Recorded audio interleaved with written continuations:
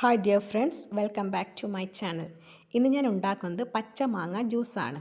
ഇപ്പോൾ എല്ലാ വീട്ടിലും മാമ്പഴം യഥേഷ്ടം ലഭിക്കുന്ന സമയമാണല്ലോ. ഇതിനായിട്ട് നല്ല മൂത്ത് പാകമായൊരു മാങ്ങയാണ് എടുക്കേണ്ടത്.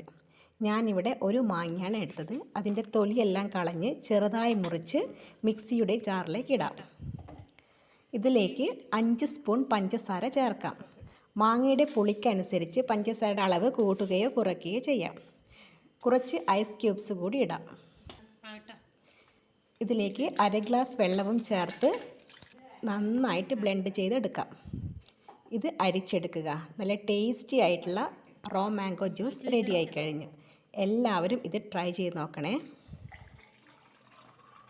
Please do subscribe and support my channel.